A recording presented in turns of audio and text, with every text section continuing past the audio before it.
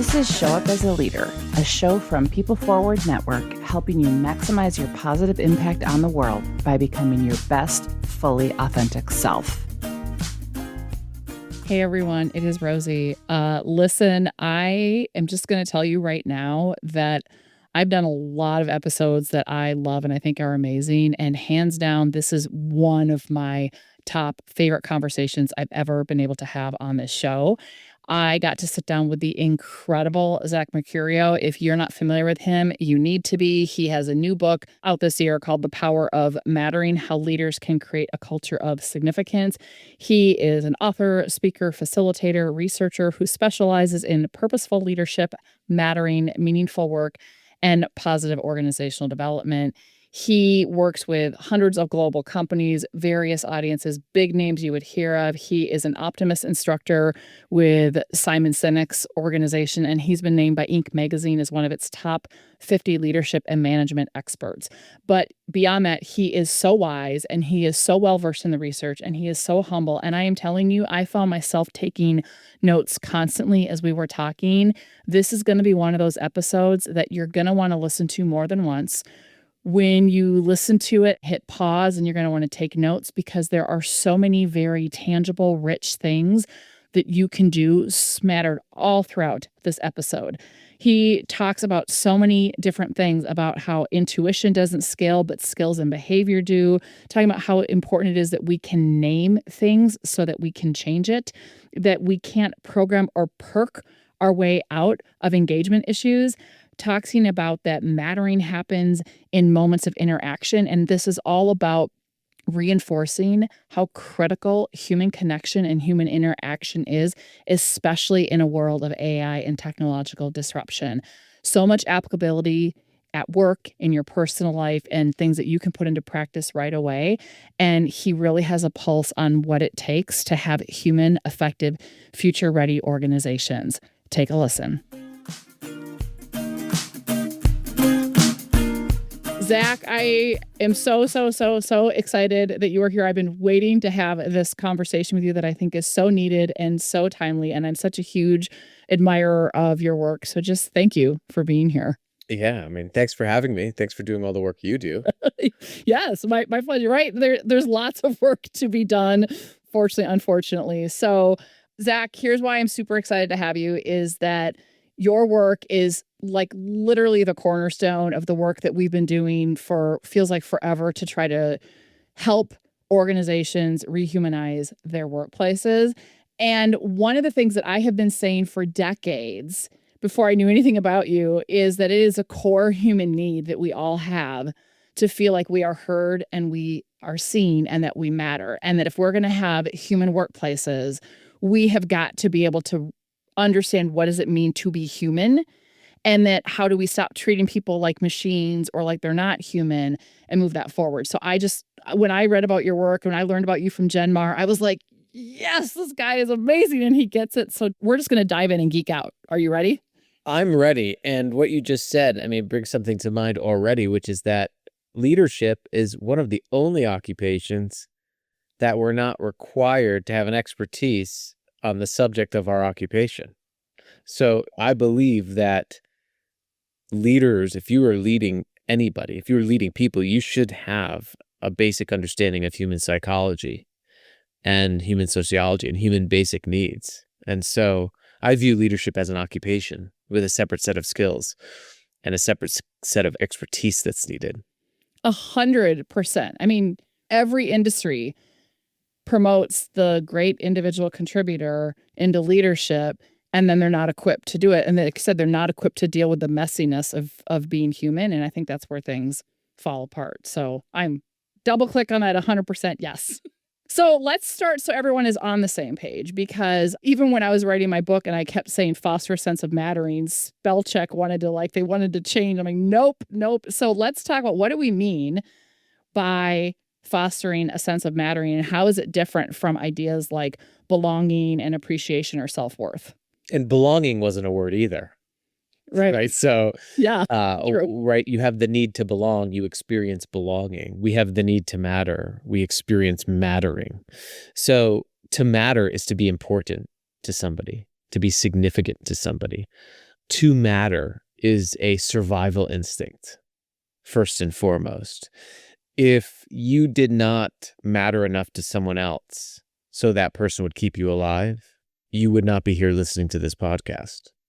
So one of the first things we do as human beings is we search to be important to somebody because our survival depends on it. Now, as we grow up, that survival instinct to matter, to be important, turns into the fundamental psychological need to feel seen, heard, valued, and needed by those around us. When that is met, we experience mattering. So mattering is feeling and experiencing a sense of significance to the people around you. We've missed this because it's so primal, it's so fundamental, and it's been sort of hidden under these other concepts like belonging and inclusion. And if I were to give you an example to differentiate belonging, inclusion, and mattering, I'd do it this way. Belonging is being picked for the team, right? Belonging is feeling like you're part of or connected in a group. Inclusion, being included, is feeling that you can take an equitable role in that group. It's being asked to play in the game, being able to play in the game. But mattering is feeling that the team wouldn't be complete without you. Mattering is feeling significant to and important to others in the group. The reason why this is so important is that I can be on a team. I can feel that I belong, feel welcomed, part of, accepted in a group, have a great onboarding experience, be part of some great programs that connect me to one another. I can feel that I'm included in a group. I can be able to take an equal, active role in the group, see that I'm represented in the group. But I could walk into a meeting and have not one person notice that I'm a caretaker for a parent. Or I could walk into a meeting and have not one person be able to name my unique gifts relative to other people. Or I could go 10 years on a job and be welcomed, connected, included, but have no leader ever show me why I'm uniquely needed. So you can experience belonging, you can experience inclusion, but not have that fundamental instinct to matter met. And when that need is not met, just like any other survival instinct, when that's not met, we languish. I love the distinction that you made between those three and how they work together. So thank you for that. I mean, and I think about the times in my life when I was in toxic work environments that was really the catalyst for me to start Celeo Partners. And it really was that I didn't have the language for it back then, but with what you just described, it was that lack of matter. And they didn't know. I mean, they didn't even care that I had a death in my family, didn't bother to ask. It was just, here, you need to get this stuff done. And I think it happens so much. And what I love about your work and Jen Marr's work, it's really highlighting this gap of that so many of us do feel completely unseen, that we don't matter. And, we've got this loneliness epidemic, and it's not just at workplaces, it's everywhere, which I think gets into why I love, and there's so many reasons why I love your work. But, when we think about showing up as a leader in the name of this podcast, that leadership never has been about a title or a role. It is about, fundamentally, we define it as maximizing our positive impact around us by doing two things. The first is we've got to become our best, fully authentic self, which means we got to work on ourselves and be self-aware and all of those things. And the second is we have to support those around us to break past barriers and step into their greatness. So when I think about mattering, are we fostering a sense of mattering for other people so that they can let their sparkle shine, let their magnificence shine. And I think that not only do we all have an opportunity to show up as a leader, but I think in this environment, we all have a responsibility to show up as leaders in our lives, whether we have that formal title or role or not. What I like about what your work does and what your book does is you're speaking initially to formal leaders, but guess what? Anyone can do this. You can do this with your friend. You can do this with your neighbor, with your family member, with your kids. And I just think it's so critical. So let's paint the picture of, it seems like a no-brainer, that, no pun intended, why mattering should matter to people. But you paint a pretty bleak picture in your book of our current state, right? That people don't feel seen or valued, that many people feel invisible at work altogether. Why do you think that this idea of mattering and your work is resonating so strongly right now? Why do you think it matters now more than maybe it has a few years ago? Well, we've all had that feeling of being in a room full of people and feeling completely invisible. We've all had that feeling of even being around friends or colleagues or coworkers and leaving and feeling that nobody would really notice if you were gone. And I think being able to name that as something is very powerful. And I think a lot of people now that have this name of, oh gosh, it's that I feel that I don't matter. It's that I feel like I'm unseen. I feel like I'm unheard. When you can name something, you can change it. And I think that more people than ever are experiencing that feeling of being completely overlooked. I mean, Workhuman did a study that found that 30% of people feel quote unquote invisible at work. Gallup's latest data, 2025, January of this year, found that we're more disengaged than ever in the past decade. It's the lowest it's been. About 7 out of 10 of us are emotionally uninvested in our work. This is despite the employee engagement services industry becoming a $1 billion industry during that time. This is despite wage and perks increasing. Wages have increased about 42% in the last 8 years. Perks have gone up. There's more perks than ever. Benefits are more diverse and plentiful than ever for employees across sectors. We had DEI programs, well-being programs, and yet people are more disengaged than ever. Like, what's going on? In that Gallup report, there were 2 data points that every leader listening should understand. One is just 39% of people in a sample of 15,000 self-reported that they could strongly agree that someone at work cared for them as a person. That's the lowest that's ever been. Just 30% said that they could strongly agree that someone saw and invested in their unique potential. So I think what's important to understand is that this is not a disengagement crisis. It's really a mattering deficit. And one of the reasons why I don't think we're very good at solving it right now is that you cannot program or perk your way out of this. So you can't implement a program. You can't buy an employee recognition platform. You can't give an award. You can't give perks. Those are symbols of value, but they cannot value a person. Only people can value people. So the solution to disengagement doesn't reside in programs. It resides in interactions. And what do you need for a high quality interaction? Well, you need skills, and data shows that our skills to care for the next person we interact with have been atrophying for about 25 years. One of the reasons why is that we've been able to use digital technology to communicate with one another. So, Rosie, if you give me some bad news, I can just send you a sad-faced emoji and say, oh, I'm sorry to hear that. I can send a message on Slack that says, let's catch up next week, and then I've done my moral duty. Now, think about this. Every time I get out of that situation through getting off the hook by sending a digital message, I'm actually losing the skill to seek understanding in the moment, to be uncomfortable, to show compassion. Every time I do that, my skill to do that decays. In psychology, we call this skill decay. A skill decays in 4 days of not using it. Holy crap, 4 days? 4 days. So think about this. If I were to show you a graph and the average time spent in every age group actually communicating with another person in person over the last 10 years, you would see in every age group plummeting.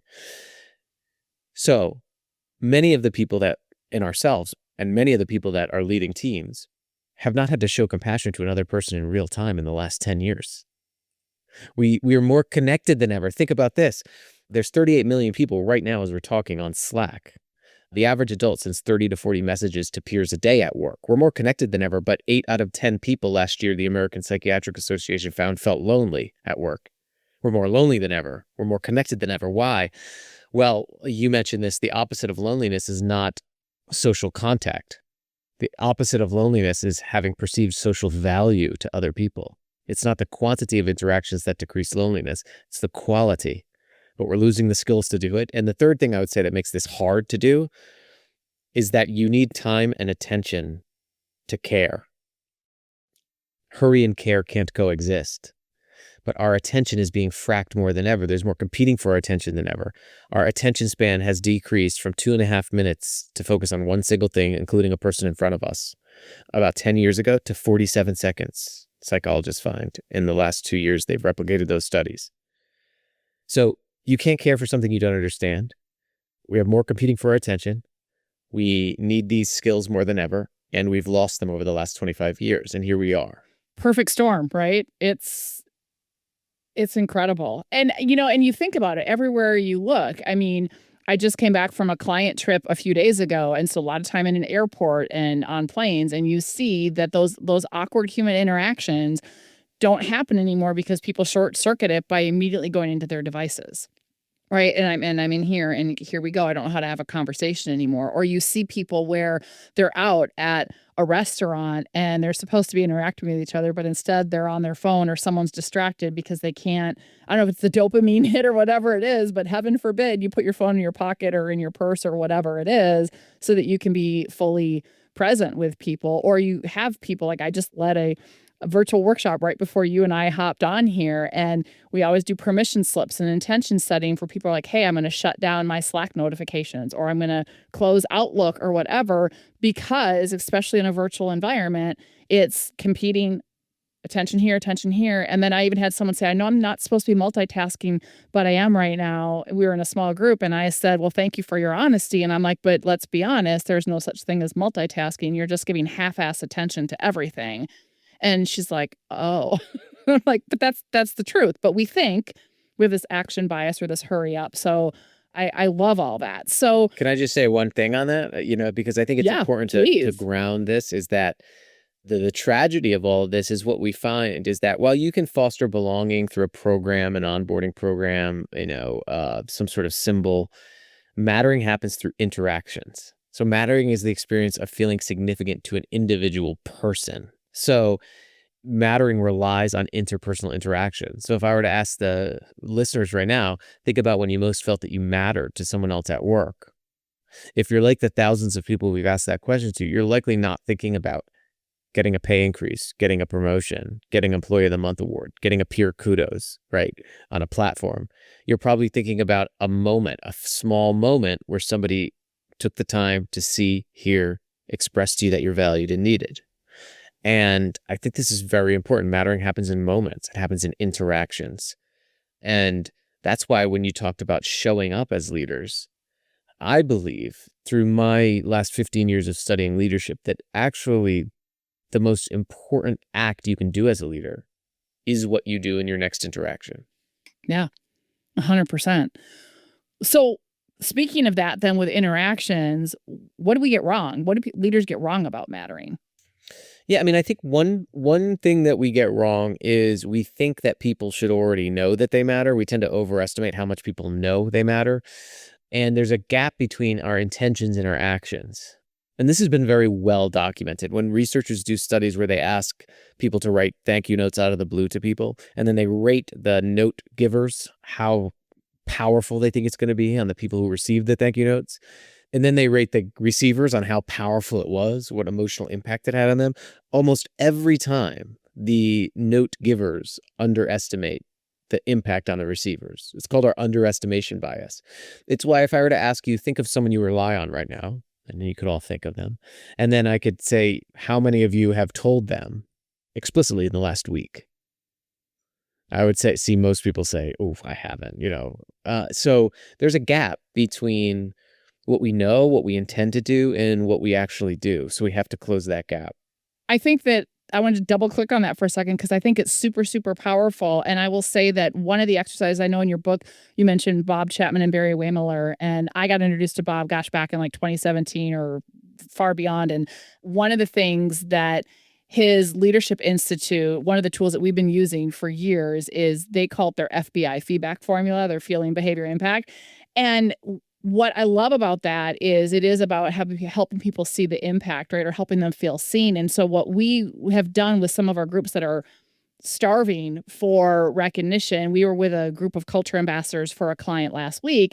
And we've done this exercise before, but it's been a hot minute because we did a pulse check of how many of you have been using meaningful personal recognition and like it dropped off. Like hardly anybody. So like, okay, we're going to revisit those skills that you have lost touch with. So we gave them all an index card.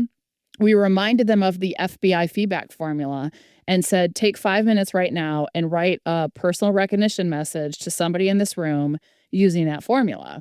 And then we have them go deliver the card. And then we do a pulse check. We say, how did it feel to write one? And everyone's like, that felt really great to write it. Like it benefits you as much as the other person. And then of course there's tears for people who are getting it. And then we said, okay, take the other card and bring it back with you when you get back to your locations and give this to somebody else. And we were trying to reconnect them to that power. So I would just say like, people go, oh yeah, they should know. Like, oh yeah, I don't tell them. Or you talk about this in your book when people just say, oh, thank you.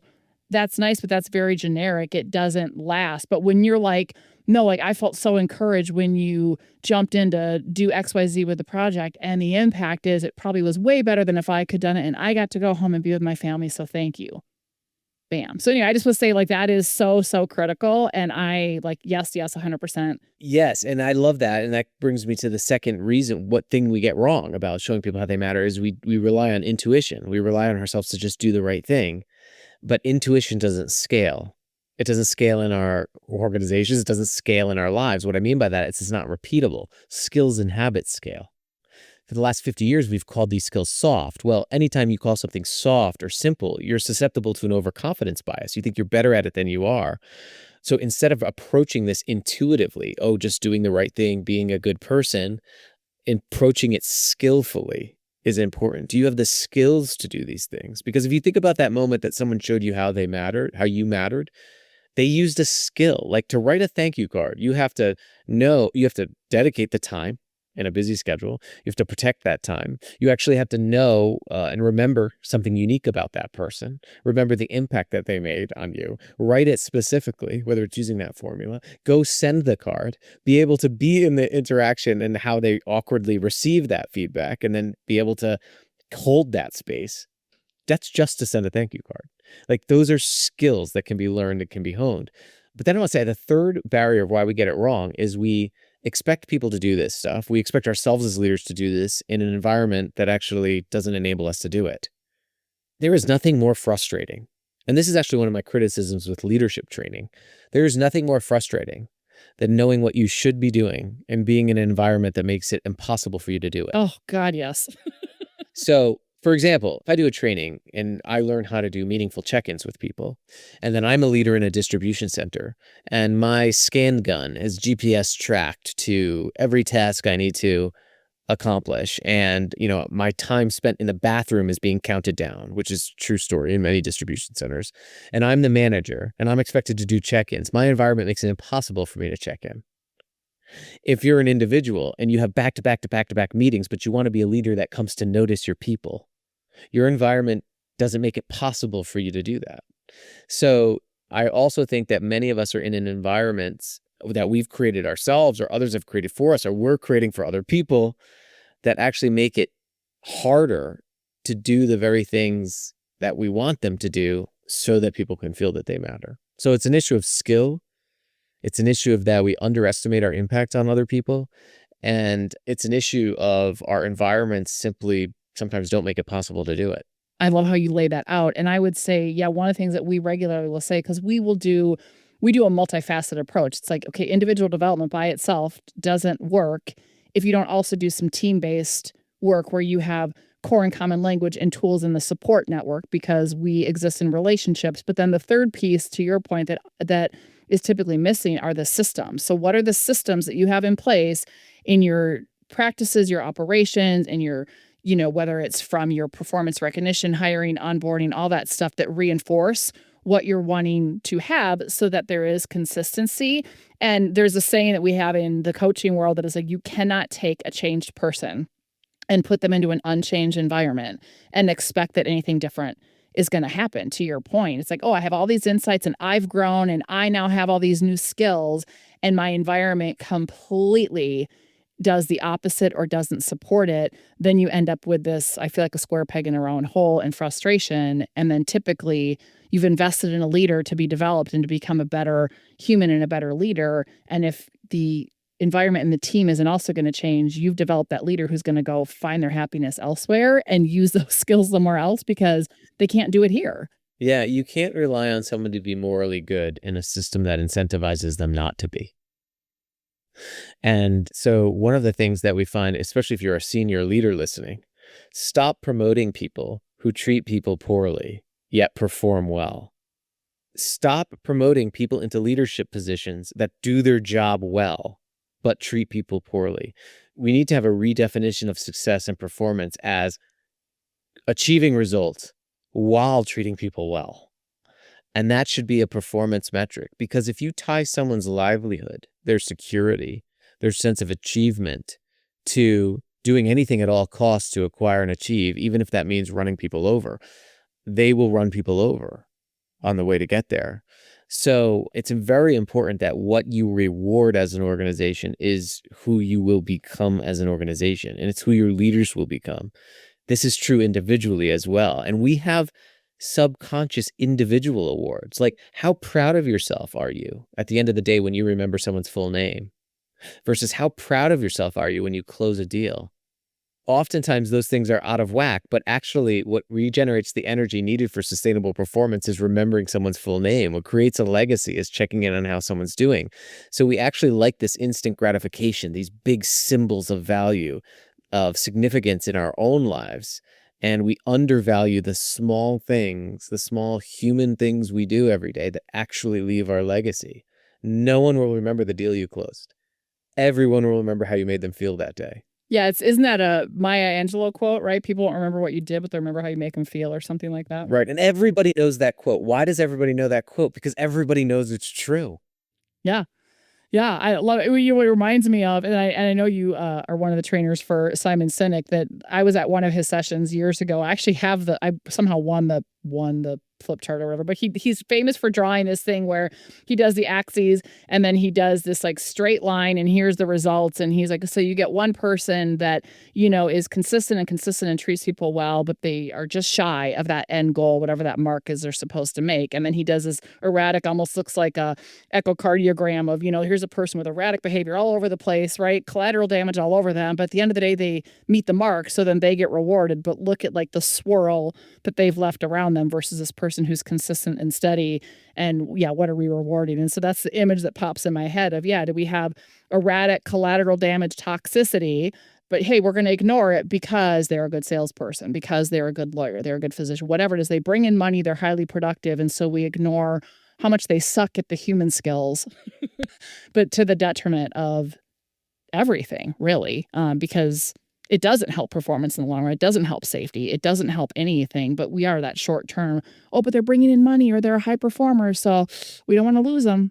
And human energy is the leading indicator of every lagging indicator we say we want in organizations. And so if that person is performing well, but they're extracting the collective human energy around them needed to perform, it's a short game. It's a short-term game.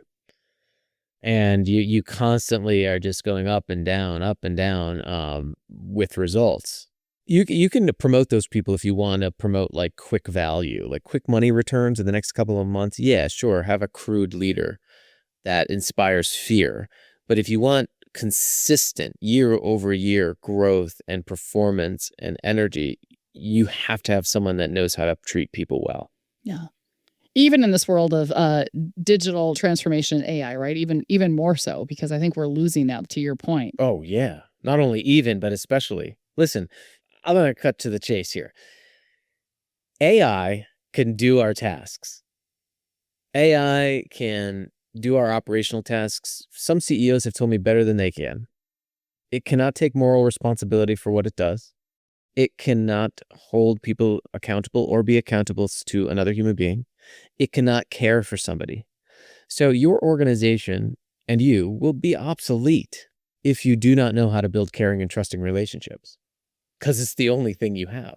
Bam. Yep. That's future-proofing leadership, folks. There we go. And that's why the World Economic Forum in their most in-demand skills for 2030, for the first time, half of them are things like empathy, curiosity, compassion, active listening, leading the self and others. They eclipse technical skills for the first time. And as more people use AI and they realize that AI can't care for them, they're going to be craving human trust. I mean, I believe human trust is going to be the most scarce commodity if we don't do something about this skills deficit, which means that people are going to desperately try to find it, whether it's at work in their organizations, whether it's as a consumer, whether it's as a client. And so if we don't start treating these quote unquote soft skills and completely obliterate that label and start treating them as hard technical skills that are a requirement, the minimum requirement for leading anybody, then I do believe that we'll be obsolete. Yeah, I call them essential skills or power skills because I think that, the soft is just doing such a disservice. Well, and, in Brene Brown's new book, Strong Ground, she talks about that we are not good at being human, right? We're because it's messy. We're not good at these skills that are required, or we think, to your point, we think that we're just naturally good at them, but it is a skill set. And we have so much of our own biological wiring and self-protective instincts that are quietly working against us that make us suck even more at those skills if we're not intentional about it. Yeah, and we don't have to be good anymore. I would say we actually used to be it used to be easier to be good, right? Talk about, like, purpose in work or seeing the meaning in your work. I mean, we used to do work so that the people around us could live. Like, for example, if I was a shoemaker, I made shoes so you didn't have to walk around barefoot. If I was in agriculture, I grew food so you could eat it. But now we are 2, 3, 4 steps removed from any end user, and people just give us more money to do a smaller and smaller part of something and give us money to suffer long enough to go home. And they've made it all about you and ourselves and individuals. But through that process, these skills to be human with one another, to be in community with one another, have decayed. So I believe that it's not because, like, being a good human is necessarily hard. Being a good human is skillful. And we've lost out on a lot of the opportunities that we used to have because of our technological fragmentation to hone and build and learn the skills to be human. Yeah. Yeah, love that. So that's a good segue. So in your book, you talk about kind of 3 practices and a bunch of skill sets underneath those practices that really help foster this sense of mattering and that human connection, help us be better humans. So you talk about noticing, affirming, and needing. So let's unpack each of those. I mean, I know we could spend like 4 hours on each of them because they're all amazing, but give us some high level on what they look like in practice so people can start really leveling up their human skills and ability to foster that sense of mattering. Yeah, we can start with noticing. I mean, noticing is seeing and hearing somebody. So, and there's a big difference between knowing somebody and noticing them, right? You can know your best friend, but not notice that they're suffering. You can know your team members very well, but not notice that one of them is exerting a little less energy on a project that they used to, or that they're feeling left out of discussions. Noticing is the deliberate practice of paying attention to the details, ebbs and flows of someone's life and work, but then offering them actions to show them that you're paying attention, and then truly hearing them when they express those things. There are several skills to being a good noticer, but I think one of the most important and pressing is to pay better attention. Right? We find leaders who are really good at this. They do 3 things. They have some process to observe people. They note what they observe. They don't leave it up to chance. They note it down, and then they share back with what they observe. I share this story often, but it's one of my favorite stories. We were working with a big distribution center. They scored very low on employee engagement scores, except for one team was an outlier. I love outliers. So we went to the team. We said, "What do you do here? What's going on? Tell us, teach me." And they all said, "It's our supervisor. She just gets us. We'd do anything for her." And I asked her, I said, "What do you do?" And she goes, "It's very simple. I have this notebook that I use. Every Friday, I write down each of my team members' names." She has 26 team members. And I write down one thing that I wanted to remember about them from this past week. If it was something like a piece of equipment was broken and she promised they'd get it fixed, she'd write it down. If somebody was going on vacation that weekend, she'd write it down. If somebody was nervous about a meeting, she'd write it down. And then on Monday, she said, "I look at that list and I schedule a 3-minute check-in with each of them on my phone, in my calendar. They don't know it. And I say, 'Hey, I remembered last week that you were nervous about that meeting. How did it go?'" And some of the people in that team, one person said to me, "Zach, there's magic in being remembered by somebody."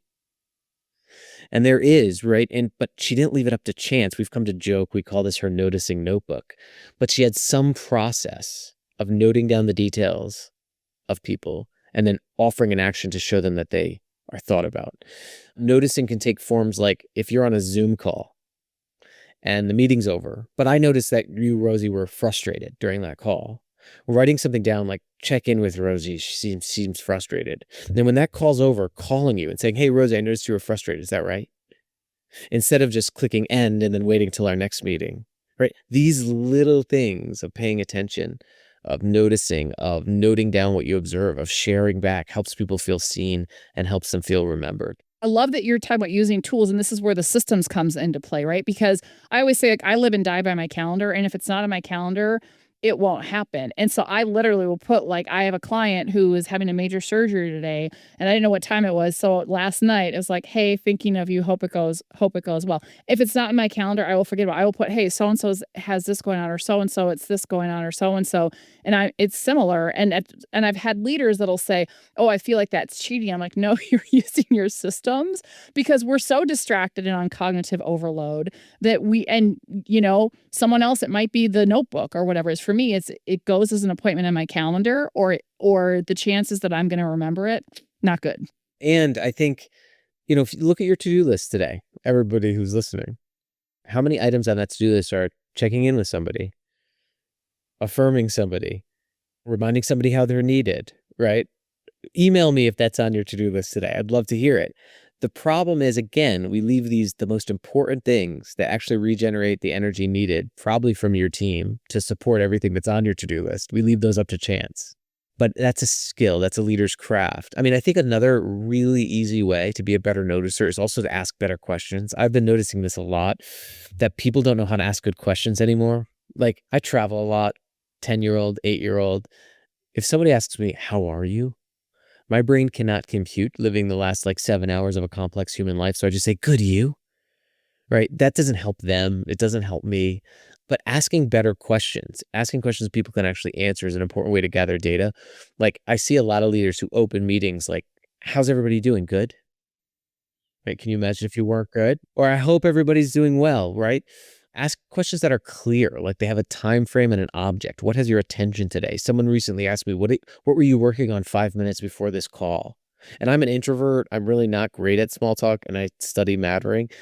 But I loved that question because I could talk about it. So ask questions that are open, not closed, right? Instead of, was the meeting good? What was the most interesting thing that happened at the meeting? Is an open question. But then this last one I see that's becoming very prevalent in organizations is that leaders are asking more evaluative questions than exploratory questions. So because we're more fast-paced, we want information faster. An evaluative question is any question in which you have the power to judge the person's response. So what's the status of that? Is that going to get done by Friday? What's going on with that client? These are all evaluative questions. Anytime you ask somebody an evaluative question, they will give you a self-protective defensive answer. So my kid, my 10-year-old, he plays soccer, competitive soccer. And so if I asked him when he comes home from practice, did you hustle today? Do you think he's going to be like, actually not. No, I didn't, Dad. No, I slacked. Thanks. I slacked off. Yeah. Right? But we ask these questions all the time in leadership roles. So ask exploratory questions instead, like, hey, what are some roadblocks that are getting in your way of getting that done by next Friday? Anything I can remove? Like asking my kid, what's an effort you're proud of at practice? I'll get the same data, but I give the power back to the person. A good test of whether you ask too many evaluative questions and have too many transactional interactions is if you were to call your direct report out of the blue right now, what would their first reaction be? Do you honestly think? A lot of people say to me, Zach, I had a woman last week in a workshop say terror. Yeah, their faces get like, oh God, something's wrong. I'm in trouble. Yeah. Okay, think about that. But honestly, think about it. If you called your direct report out of the blue, what would their reaction be? And if it's terror, if it's fear, if it's anxiety, this should point to a major problem. And the problem isn't that you're an uncaring leader. The problem is that too many of your interactions are transactional. Too many of your interactions are asking people for something or telling people what's wrong with something instead of asking what you can do for them and how they are. And so that's all a matter of asking better questions. Oh my God, I love that. 100%. And it's funny because I have a 15-year-old and he's a swimmer, and you pick him up from practice. On the way there, don't talk to him. He's like, pick him up from practice. And probably part of it is because his phone limits turn off. So he has no choice but to talk to you at that point in time. And you say, how's practice? Good. But then you say, well, what was the most interesting part of practice? Or what'd you learn? Or what'd you guys work on? Or all of a sudden, right? And I say it's one of my favorite times. Like, I actually love picking him up from swim practice because that's the connection time where it's a conversation. And it's like, hey, and all of a sudden I'll start hearing about school. And because it's just, one, there's not a device to distract, but also you're right, it's a different question than like, how was school? Good. Learn anything? No. Right. But you ask different questions and it does lead to that dialogue. So I love that. Yeah, and the problem in work organizations is there's this phenomenon called the closeness communication bias. There's psychologists who have done studies where they've taken people and they've had them get directions from strangers. And then they measured how non-verbally interested they were and how much they clarified and asked questions. And then they asked them to get directions from their spouse, partner, or significant other.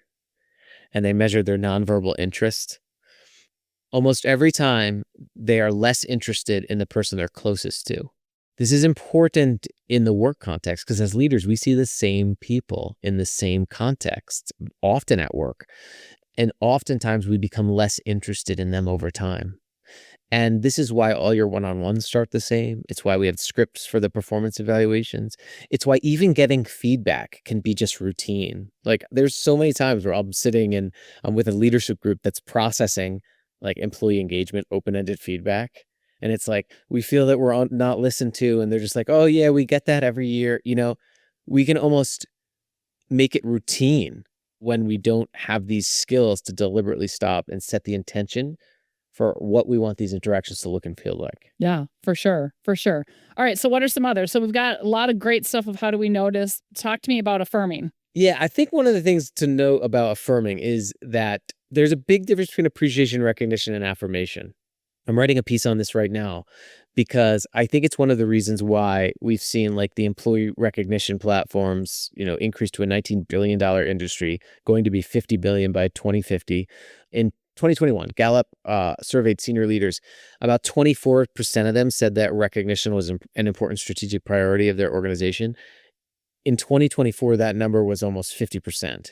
So there's this growing awareness, but people feel more undervalued than ever. So again, why is that? There's a difference between appreciation, recognition, and affirmation. Like appreciation is showing general gratitude for who someone is, someone's role, right? You can do gratitude for who someone is and their role in an appreciation week or employee appreciation day or a symbol or a free meal. Recognition is showing gratitude for what someone does. You can do that through an award or a promotion. But affirmation is showing somebody how their specific gifts make a specific impact. You can only do that through an interpersonal interaction, that validation. So what we've been seeing is what's missing is that a lot of organizations have symbols of value. But what's missing is the daily experience of feeling valued in everyday interactions. And so there are two sides of affirmation. One is showing someone the unique gifts that they make, the unique gifts that they bring. And the second is showing people the unique impact that they make. For example, unique gifts, like every human brings us at least 4 unique gifts that our interviewees say their leaders tend to illuminate. One, their strengths, so what they love and what they're good at. So making sure you're spotting those things and naming those things.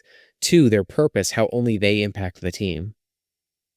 What's lost when they're gone? How many times when somebody misses a meeting do we say, here's what was lost because you weren't there, and I want to get your input on XYZ, right? Their perspective, how only they see the world and the work, and their wisdom, what only they have learned, right? So being able to know, name, and nurture these unique gifts regularly is important because one of the greatest gifts of leadership is to be able to illuminate in others what they don't yet see in themselves. One of my coaches had this favorite saying to me. He used to always say, you can't read the label when you're inside the jar. And what I mean by that is that mattering, when you affirm somebody, you're actually showing them the indisputable evidence of their significance. You're showing them what's on the label. So reveal people's unique gifts. But the second is show them the difference that they make. I got to work with a supervisor for the National Park Service. He took over this park that had a very, very big recruitment problem, morale problem, because he was supervising their maintenance staff in a rural park in the West. And months after he took over, engagement soared, recruitment was going up. They had more applications than ever. And the Park Service who I was working with wanted to know why. And I went and I observed him. And he had this one practice where he would take his phone around and he would take pictures of projects his team worked on that week. So if it was a group of park visitors walking over a bridge that was repaired, he would take a picture. If there was a shorter line for a bathroom that was just repaired, so they opened it up, so there was a shorter line for the other bathroom, he took a picture. And he would take pictures of all these things. And I was like, what are you doing?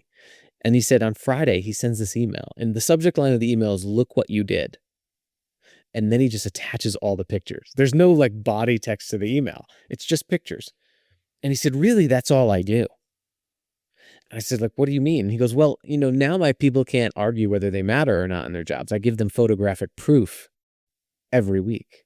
That's awesome. And this is what we find. I mean, good leaders tell people that they matter. That's easy. It's easy to do that. It takes zero skill to tell someone that they matter. But the best leaders that I've observed have the skills and practices to show them exactly how. So collecting and telling stories of impact, showing people the proof of their impact is very powerful. And like you said, instead of just saying thank you or good job, giving meaningful gratitude. Instead of saying thank you, go one step further and show someone the difference they make and exactly how they made it. Hey, I really noticed that you brought your creativity into that meeting when you synthesized those responses when things were getting a little bit emotional. And did you notice how everybody left that meeting and there was a totally new energy? That's because of you. Right? It's much different than being like, hey, great job in the meeting. Right? Show people the difference they make and exactly how they make it. That helps people feel affirmed. Well, and talk about that's going to leave that legacy and leave that mark in a significant way where they're going to remember that. Yeah, and I love that. I love when that manager said proof, right? Proof of impact. It's evidence. You can't argue with it. And that's why I love the root of the word affirm is affirmare, which means to firm up or make stronger. And this is what we find in the research on mattering is that when you have this indisputable evidence of your significance, that's not just a thank you 1:00 every day, the generic thank you. When you can just see how you're making a difference, it adds a belief. It adds some evidence to your belief that you are significant. And it literally strengthens your belief that you matter when you see that. That's also why generic feedback doesn't work. Generic praise doesn't work. Generic impersonal awards don't really work in the long term, but specific affirmation does. Again, human interaction, right? So I love it. So we've got some ideas of how we can be better at noticing people, how we can more effectively affirm people. So let's talk about needing, the third. Yeah, so the last builds upon the first two, right? When we feel noticed, affirmed, we can authentically feel needed. Feeling needed is feeling indispensable and relied on. Human beings are interdependent. The word interdependent means needed by each other. We don't like that. We like using the word interdependent, but we don't like this idea that we're needed by each other. But the truth is that time after time, when psychologists have studied what makes human beings commit and perform, it's almost impossible for someone who feels replaceable to act like they matter, right? When people feel replaceable, they act replaceable. When people feel irreplaceable, they act irreplaceable. In 1913, the French agricultural engineer Max Ringelmann, he had individual students pull on a rope as hard as they could, and he attached it to a dynamometer that measures force. And he was trying to see how hard they pulled it. And then they got those individuals into groups and had the groups pull on the rope as hard as they could. And he measured all the force readings for the groups. And who do you think exhibited the most total force? It was the individuals every time over the groups. And why is that? It was because they knew that they and their effort was indispensable. It's called perceived indispensability of effort. So as a leader, it's so important to show your people exactly how they and what they're doing is indispensable. Some of my favorite ways to do this, one is use these words, if it weren't for you, right? If it weren't for you, this wouldn't be possible. Think of someone you rely on right now. Again, think of the last time you explicitly told them. Now take a moment to write down, if it wasn't for them, what would happen? Or what does happen because of them? And tell them, write it to them, tell them. And you will see the power of mattering right there. Another thing is to, when somebody's gone, when somebody's not there, tell them that you miss them and why. I was working with a group of teachers on increasing student attendance. And one of the researchers was helping this group and said that one of the number one things educational researchers find can get a student to keep coming back to school is when they're absent, the first thing a teacher says is that they miss them and tells them why. So instead of saying, hey, if you're absent again, you'll get all these points on your attendance points. Don't be absent again. You're going to miss this. You have to make up this work. But instead, if that teacher says, hey, you know what, Rosie, I missed seeing your friends laugh on the way to the lunchroom and they miss that. Or I miss seeing you in the front row because you always have those great questions or make those jokes that help lighten the mood in the group. And so we miss that. I hope that you're here tomorrow. Oftentimes, like when people aren't in a meeting or they're on vacation, they come back and they tell me things like, I feel like I could have been gone and the place would have been just fine without me. Think about how demotivating is that. Sometimes when we talk to women in our interviews, women who go on maternity leave, and all of a sudden it's like nothing happened when they leave, they feel replaceable. They feel dispensable. But we have to remember when people feel replaceable, they act that way. That's why also, if you've ever had a manager or you are a manager that says, don't forget you're replaceable at work, that is antithetical to everything we know about human psychology. It doesn't work. But you will hear that. You still hear that today. So make sure everyone knows exactly how they and their unique gifts and their unique impact is needed to something bigger through how you communicate with them. I love all that. And I mean, we could talk forever and a day because I think it's so, again, it's our human psyche, but it is so practical, but we get in our own way and we don't do it. And so one of the things that you'll learn about me is I am obsessed with normalizing the messiness of being human. So I can have these skills, I can have all this stuff, but there are places where we just, no matter how much work we've done ourselves, we get in our own way because we call it what I call head trash that just keeps us from doing the things that we want to do.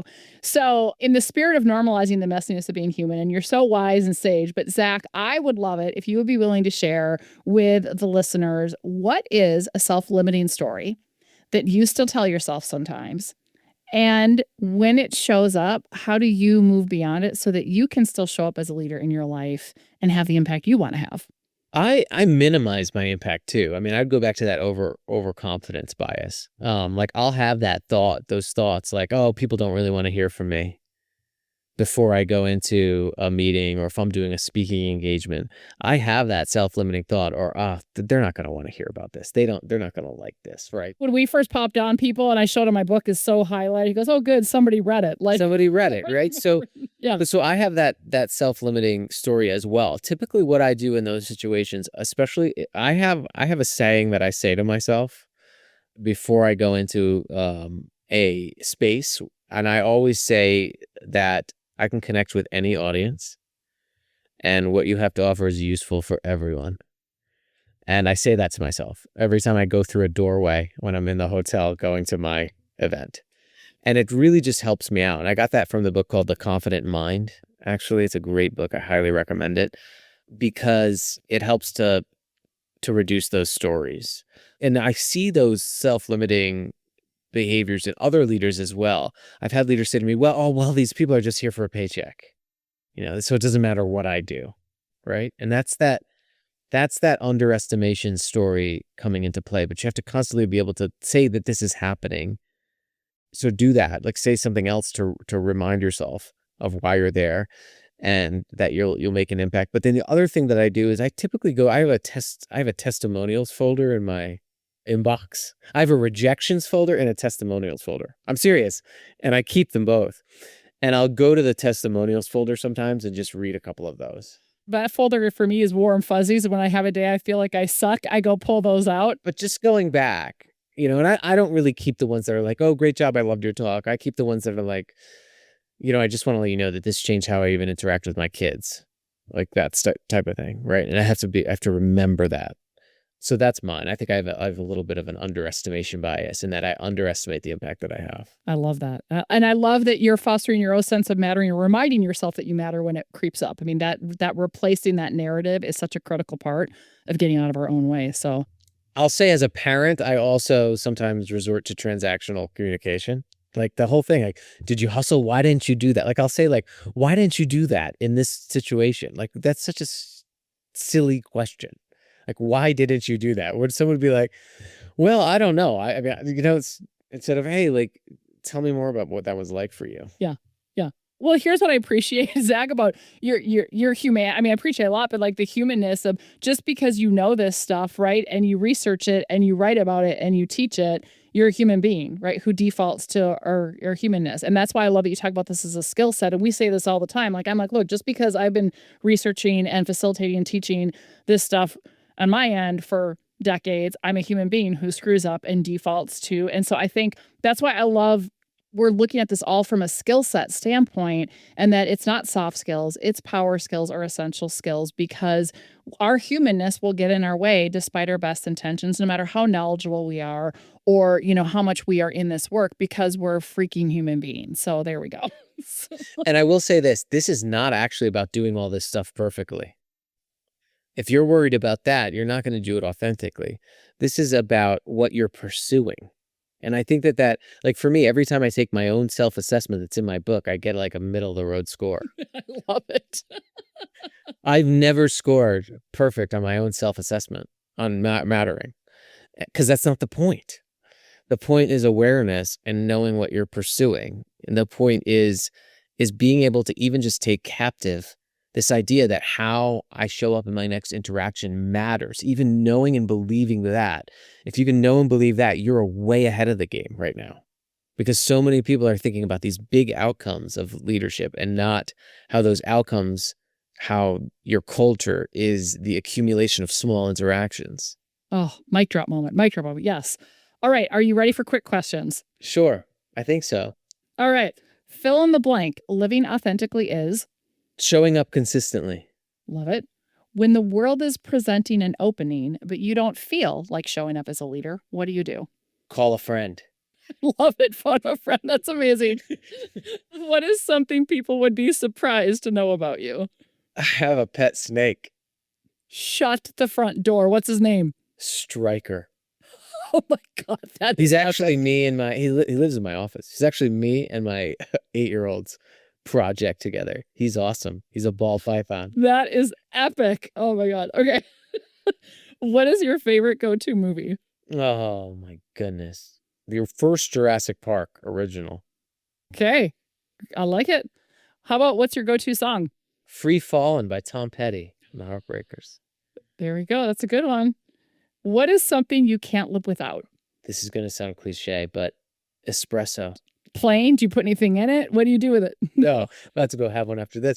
Yeah, just espresso. I mean, I could live without it, but I think it would be very, very hard. I like it. I like it. What is, besides espresso, what is something in your ordinary daily life that makes your heart happy? Oh, just every morning when my kids right now run into bed. Oh, they're still at that age. I miss that. I know. They're 10 and 8, and I know that I will miss that. Yeah, I get the grunt. I get the side eye. Yeah, I get the... right, right. So they just, every morning, that's how I wake up when I'm home. They run in, both of them. Oh, I love that. I love that. All right. And what are you grateful for right now? I'm grateful I live in a place where my life is not under threat, to be honest with you. Yeah, that's fair. That's fair. There's a lot of places in the world where that is not the case. That's true. Well, Zach, I could talk to you for like days and days, but we're going to do one closing question. If you could challenge leaders everywhere to practice this one behavior that would create more human workplaces and equip everyone to show up as a leader, what would that be? Ask everyone that you lead or everyone that you interact with this question. You know, when you feel that you matter to me, what am I doing? And do more of those things. Love it. Love it, love it, love it. Well, thank you. Thank you for this delightful conversation. Thank you for your work. Thank you for your book. Everyone go out and get it. And just much, much, much gratitude. This has been amazing. Thank you. I'm Rosie Ward, and this is Show Up as a Leader. To learn more, head over to peopleforwardnetwork.com and, of course, hit that follow button.